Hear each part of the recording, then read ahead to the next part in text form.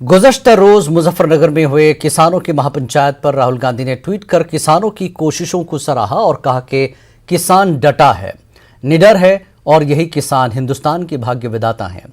साथ ही दूसरे ट्वीट में राहुल गांधी ने लिखा कि किसानों की पुकार सरकार को सुननी होगी, यही सच्चाई की आवाज है, इसे दबाया नहीं जा सकता।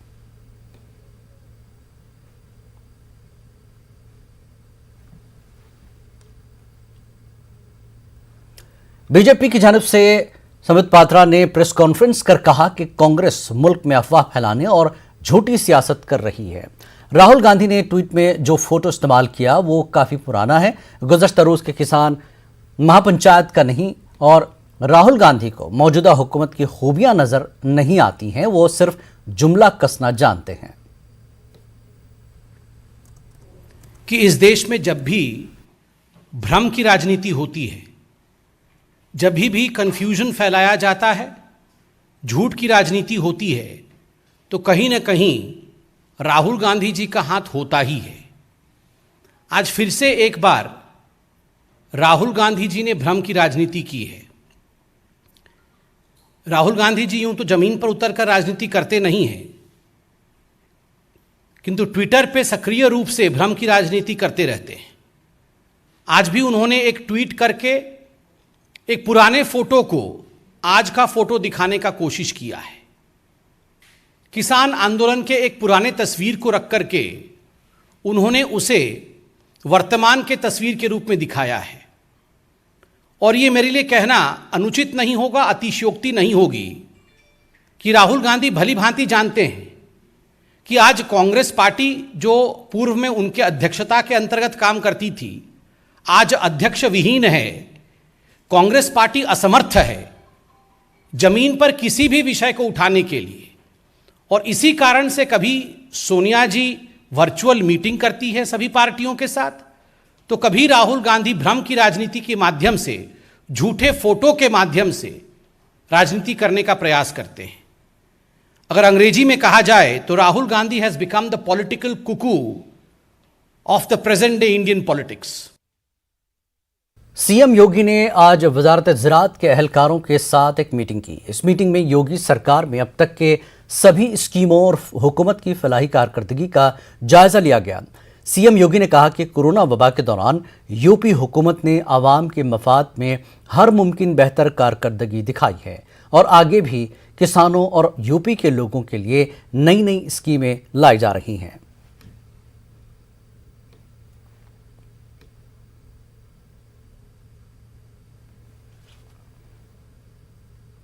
हमारी ये पूरी मानवता के लिए घातक रही है। स्वस्थ जीवन व्यक्ति की सबसे बड़ी आवश्यकता है। समुचित पोषण एवं सुरक्षित भोजन वर्तमान परिवेश की सबसे बड़ी चुनौती है। वर्तमान कोरोना संक्रमण के समय कोरोना प्रोटोकॉल का पालन करते हुए हमारे अन्नदाता किसानों द्वारा अनाज, दलहन, तिलहन, सब्जी, फल, दूध आदि की प्रचुर उपलब्धता आम जन को सुनिश्चित कराई गई है। मुझे सूचित करते हुए हर्ष हो रहा है कि उत्तर प्रदेश ने विगत 4.5-5 वर्षों के दौरान खाद्यान्न उत्पादन का एक नया रिकॉर्ड बनाया है।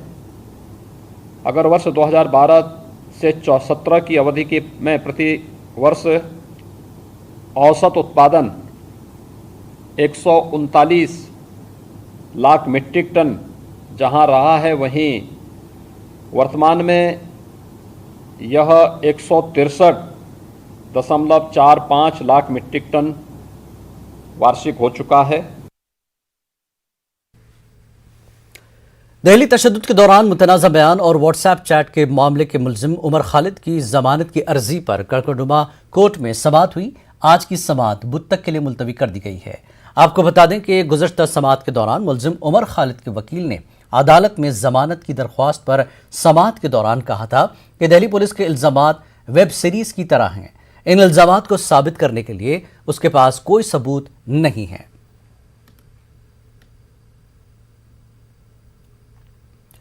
मरकजी हुकूमत की पॉलिसियों से तलबा भी काफ़ी परेशान हैं। इम्तिहानात में गड़बड़ी के खिलाफ इन दिनों तलबा सड़कों पर उतर आए हैं। आज दिल्ली में NSUI ने ज़बरदस्त एहतजाज किया। वज़ीर तालीम धर्मेंद्र प्रधान के घर के बाहर मुजाहरा हुआ। IIT JEE इम्तिहान में गड़बड़ी के खिलाफ तलबा आवाज़ बुलंद कर रहे थे। एहतजाजी तलबा इस मामले में जांच की मांग कर रहे हैं।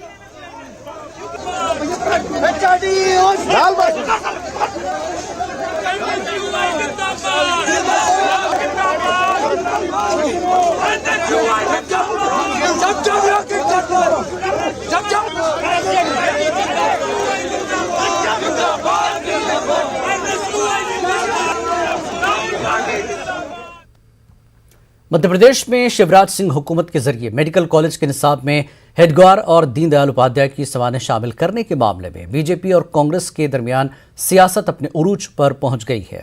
बीजेपी क़यादत मेडिकल तलबा के निसाब में मुमताज़ मुजाहिदीन आज़ादी और अजीम शख्सियात की सवाने उम्री को पढ़ाने को वक्त की ज़रूरत से ताबीर कर रही है। वहीं कांग्रेस ने हुकूमत के इक़दाम को बीजेपी के भगवा एजेंडे से ताबीर करते हुए इसे सरकार नहीं बल्कि सर्कस चलाने से ताबीर किया है। देश में सरकार नहीं सर्कस चल रहा है। अब सुना है कि चिकित्सा शिक्षा के क्षेत्र में एक बहुत बड़ा क्रांतिकारी परिवर्तन सरकार करने जा रही है।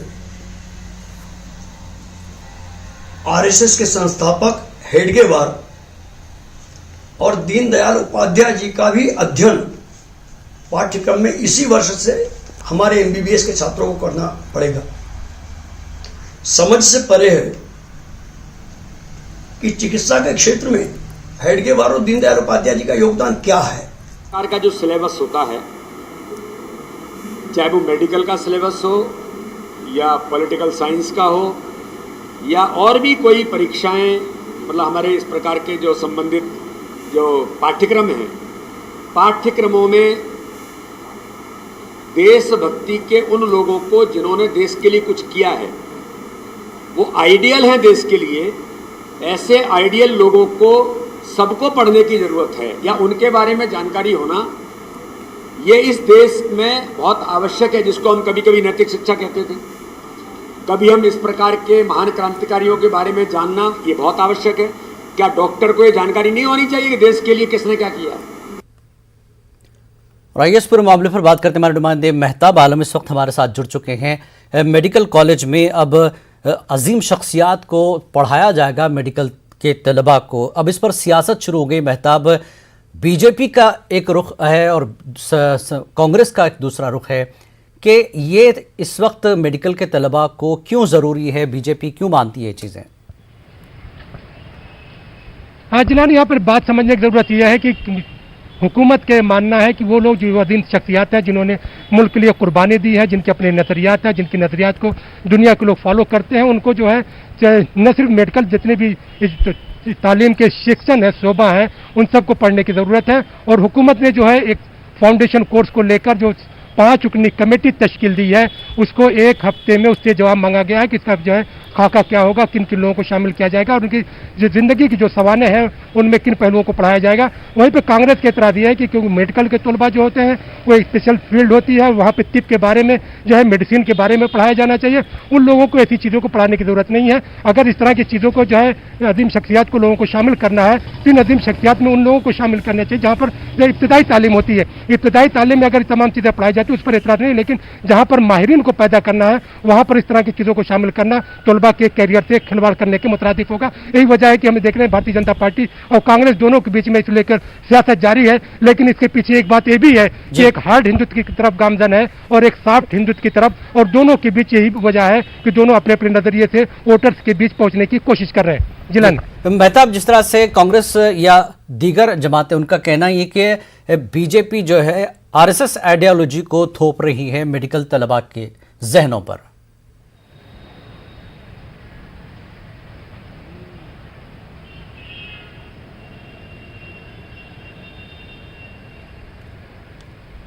हेलो मेहताब, मेरी आवाज पहुंच रही है आप? बीजेपी सरकार पर यह इल्जाम लग रहा है कि आरएसएस की आइडियोलॉजी को थोपा जा रहा है तलबा पर। तालीमी निसाब के जरिए। लगता है हमारी आवाज़ नहीं पहुंच पा रही है मेहताब तक। जैसा कि मेहताब ने कहा कि अब इस पर एक तरह की सियासत शुरू हो गई है। बीजेपी का एक तरह से ये कहना है कि ये वो शख्सियात हैं, अजीम शख्सियात हैं, जिनकी सवाने उम्री जो है पढ़ाने की वक्त की ज़रूरत से ताबीर कर रही है। बीजेपी मेडिकल के उन तलबा को क्या हक़ नहीं है कि हिंदुस्तान की आज़ादी या फिर हिंदुस्तान के लिए जो कुछ खिदमात या कुर्बानियाँ दी गई हैं, उन अजीम शख्सियात को मेडिकल के तलबा को क्यों ना पढ़ाया जाए। लेकिन वहीं दूसरी तरफ अब ये इल्ज़ाम लग रहा है कि बीजेपी जो है सरकार नहीं चला रही है बल्कि सर्कस चला रही है। इसको चीज़ को लेकर एक तरह से सियासत शुरू हो गई है। मेहताब एक बार फिर जोड़ने की कोशिश की। मेहताब, एक तरह से ये इल्ज़ाम लग रहा है कि बीजेपी पर कि अब वो आरएसएस की आइडियोलॉजी को थोप रही है मेडिकल तलबा पर तालीम के ज़रिए, तो तालीम को भगवाकरण किया जा रहा है, ऐसे इल्ज़ामात अब लगने शुरू हो गए हैं। हाँ जिलानी, ये इल्ज़ाम जो है कांग्रेस के जरिए लगाया गया और कांग्रेस का कहना है कि जिस तरह के नजरियात को जो है भारतीय जनता पार्टी जो है नाफिज कर रही है, पूरी तरह से जो है ये वही एजेंडा है जो आरएसएस का एजेंडा, उस पर काम करने की। यहाँ पर मैं जिलानी आपको बता दूं कि महकमा जो है मेडिकल एजुकेशन को जो है जो नोटशीट लिखी गई है उसके जरिए जो 5 रुकनी कमेटी तश्कील दी गई, उससे 1 हफ्ते के अंदर इस पर जवाब मांगा गया और हुकूमत ने वादे तौर पर कर दिया कि इस साल से जो तलबा एडमिशन लेंगे उनको फाउंडेशन कोर्स के तहत उन अजीम शख्सियात को न सिर्फ जो है हेडगवार और दीनदयाल बल्कि जो है महर्षि चरक की बात करें या स्वामी विवेकानंद की बात करें या फिर जो है बाबा साहब भीमराव अम्बेडकर, इनको भी निसाब में शामिल किया जाएगा और उनको पढ़ाना जरूरी है क्योंकि भारत को विश्व गुरु बनना है। तो ऐसे लोग जिनकी नजरियात जो है सिर्फ आफाकी दर्जा रखते हैं उनको पढ़ाना वक्त की जरूरत है। वहीं पर कांग्रेस की अगर हम बात करते हैं तो कांग्रेस जो है उस पर जो है भारतीय जनता पार्टी पर भगवा एजेंडे के निफाज के इल्जाम लगा रही है और उसका कहना है कि यह सरकार नहीं बल्कि सर्कस चल रहा है, जहां पर माहिरीन के बीच में उन लोगों को पढ़ाया जा रहा है जिनका मेडिकल की दुनिया से कोई ताल्लुक ही नहीं है। जिलानी जी मेहताब, जिन शख्सियात का जिक्र किया जा रहा है कि मेडिकल तलबा को पढ़ाया जाए, डॉक्टर BR अम्बेडकर कौन नहीं जानता, हिंदुस्तान या हिंदुस्तान के बाहर आलमी शख्सियत हैं, और दीगर जो शख्सियात की यहाँ पर बात हो रही है ये तारीख का एक हिस्सा है। मेडिकल तलबा को ही क्यों पढ़ाने की एक कोशिश की जा रही है, इसके पीछे के अवामिल क्या हो सकते हैं बीजेपी के हिसाब से सोचे तो? फिर फोन कट गया, लगता है राब्ता मुनक़ता हो रहा है, कुछ तकनीकी मसला है, फिर दोबारा कोशिश करेंगे। चलिए आगे बढ़ते हैं। कोरोना वबा के दौरान बाहमी इमदाद और इंहिसार का जज्बा मुस्तहकम हुआ है। मुल्क इस वबा से मुत्तहिद होकर मुकाबला कर रहा है। टीकाकारी के ऐलान के बाद हम बेहतर ताउन करें जिससे हम कोरोना को मात देने की जानिब कदम बढ़ा सकें। नेटवर्क 18 इस मुहिम में हर कदम पर आपके साथ रहेगा। जब तक सभी महफूज नहीं तब तक कोई महफूज नहीं होगा। इसी सोच की बुनियाद पर हमारी मुहिम संजीवनी का मकसद ये यकीनी बनाना है कि वैक्सीन पाना सभी हिंदुस्तानियों का हक है।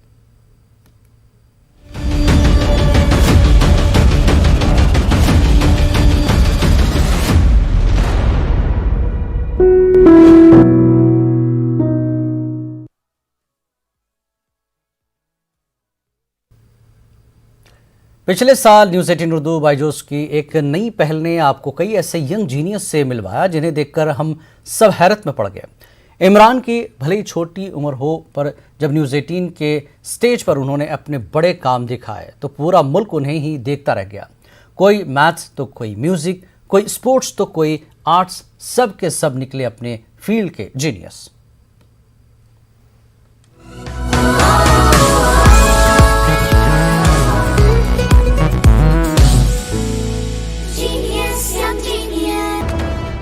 इस वक्त की बड़ी खबर आपको दे दें, उत्तर प्रदेश से आ रही। उत्तर प्रदेश के साबिक़ वज़ीर आला अखिलेश यादव ने बयान दिया है।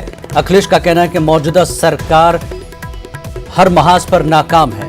फिरोजाबाद के कई गांव में बड़ी तादाद में बच्चे बीमार हैं, बच्चों की जानें तो बचा ले सरकार, अखिलेश यादव ने कहा। किसानों को बधाई किए उन्होंने एक साथ आकर हुकूमत के खिलाफ आवाज़ उठाई। किसानों का अपमान देश का अपमान है, ये बयान है अखिलेश यादव का। देश नहीं करेगा किसानों का अपमान बर्दाश्त। किसानों की आमदनी दुगनी नहीं हुई, महंगाई दुगनी हो गई है। उत्तर प्रदेश के साबिक़ वज़ीर आला अखिलेश यादव ने बड़ा बयान दिया है यूपी सरकार के लिए। आगरा में ये बयान दिया है उत्तर प्रदेश के साबिक़ वज़ीर आला अखिलेश यादव ने। मौजूदा रियासती सरकार हर महाज पर नाकाम है। अखिलेश यादव का कहना है योगी सरकार पर बड़ा इल्ज़ाम कि फिरोजाबाद के कई गाँव में बड़ी तादाद में बच्चे बीमार हैं और बच्चों की जानें बचा ले सरकार। किसानों को बधाई भी दी है उन्होंने और साथ ही कहा कि हुकूमत के खिलाफ किसानों ने आवाज़ उठाई है। और अखिलेश यादव कहते हैं कि किसानों का अपमान देश का अपमान है, देश बर्दाश्त नहीं करेगा। और देश नहीं करेगा किसानों का अपमान। किसानों की आमदनी दुगनी नहीं हुई बल्कि महंगाई दुगनी हो गई है, अखिलेश यादव का बड़ा बयान।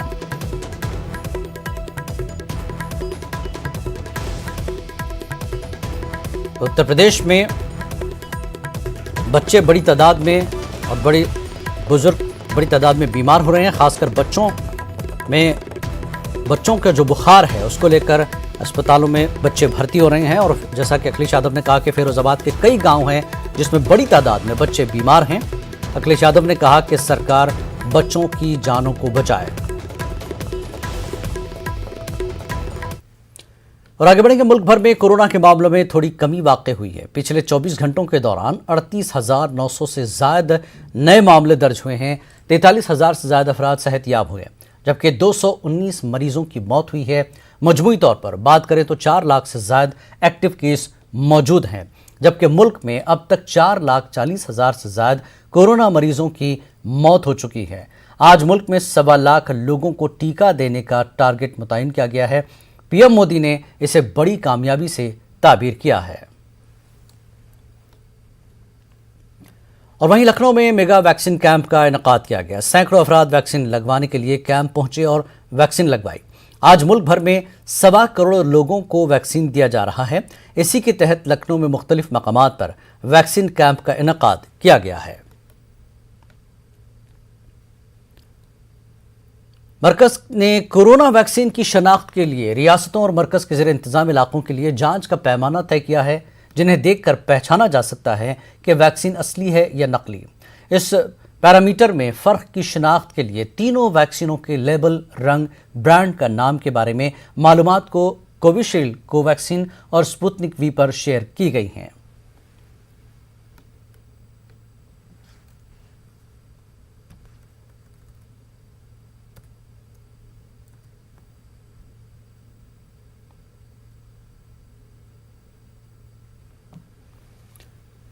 बेंगलुरु में अल-अमीन एजुकेशनल सोसाइटी अपना फाउंडर्स डे मना रही है। इदारे के बानी डॉक्टर मुमताज़ अहमद खान को खराज अक़ीदत पेश करते हुए मुख्तलिफ प्रोग्रामों का इनेकाद किया जा रहा है। इस कड़ी के तहत बेंगलुरु की गौसिया पॉलिटेक्निक कॉलेज में मुफ्त हेल्थ कैंप का इनेकाद अमल में आया। साथ ही 200 गरीब खानदानों में राशन किट्स तकसीम किए गए। अल-अमीन एजुकेशनल सोसाइटी के चेयरमैन उमर इस्माइल खान ने कहा कि इंसानियत की खिदमत मुसलमानों का नस्बुल ऐन होना चाहिए।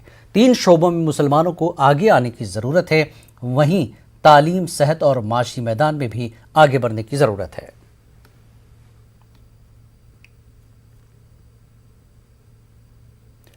क्या सैनिटाइजर नुकसानदेह है? क्या टीके आपके डीएनए को मुतासर करते हैं? क्या टीकाकारी आप कोविड-19 से मुतासर कर सकता है?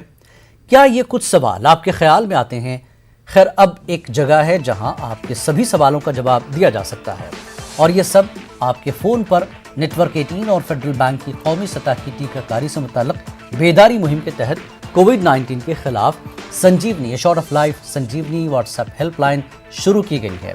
आपको बस 7977773753 पर व्हाट्सएप करना है और आपको उसी वक्त आपके सवाल का जवाब मिल जाएगा। जानकारी जिसे जांच और क्रॉस चेक किया गया है, तो आगे बढ़ें, कोविड-19 पर अपने सवालों को व्हाट्सएप करें और अपनी ज़रूरत की सभी जानकारी हासिल करें। नंबर है 7977773753 पर।